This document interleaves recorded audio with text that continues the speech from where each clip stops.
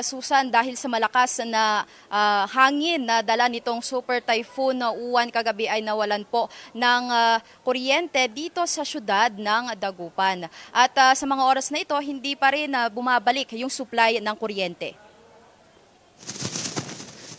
Tila nagsayawan ang mga puno sa Dagupan City, Pangasinan mag-aalas 11 kagabi dahil sa malakas na hangin dala ng Bagyong Uwan.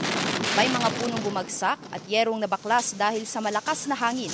Sa paglandfall ng super bagyo, mas lalong lumakas ang ulan sa lungsod. Naanod ang mga styrofoam at basura sa ilang pangunahing kalsada dahil sa naranasang pagbaha. Sa kabilang banda ng ibabaw ang bayanihan sa kasagsagan ng kalamidad. Nagtulungan ang mga residente at motorista na alisin ang mga puno at kawayang nakahambalang sa Perez Boulevard at sa bahagi ng Bunuan Gazette. 3 oras bago ang paghagupit ng Bagyong Uwan, ni-rescue ang pamilyang ito sa Sitio Fishery sa Barangay Maluwad.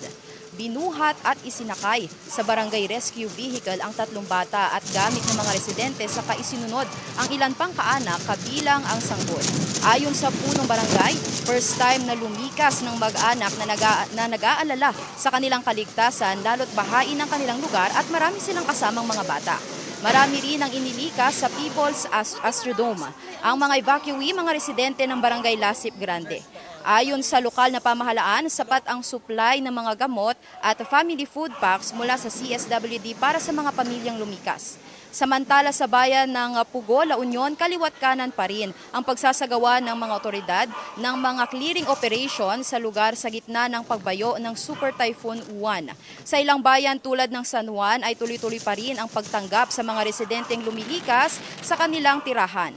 Alas 5 kahapon ay pumalo na sa mahigit 2,000 ang bilang ng mga individual na nasa ilalim ng evacuation centers sa buong probinsya. Susan, as of 7 p.m. kagabi ay pumalo na nga sa mahigit 2,000 pamilya na binubuo ng 6,241 individuals ang pansamantala munang nanunuluyan dito sa 33 evacuation centers sa Dagupan City. Dito sa People's Astrodome, isa sa mga tinututukan ng lokal na pamahalaan ay ang kalusugan ng mga residente. May mga ilan daw na nagkakasakit tulad na lamang ng ubo, lagnat at sipon, pero agad naman daw ito nga naagapan ng City Health Office para hindi na rin magkaroon ng hawaan pa dito sa loob ng evacuation center. Yan muna ang mga unang balita mula rito sa Dagupan City. Balik sa inyo, Susan. Maraming salamat, Sandy Salvacio ng GMA Regional TV. Mga kapuso, tumutok lang po sa mga ulat ng unang balita para laging una ka. Mag-subscribe na sa GMA Integrated News sa YouTube.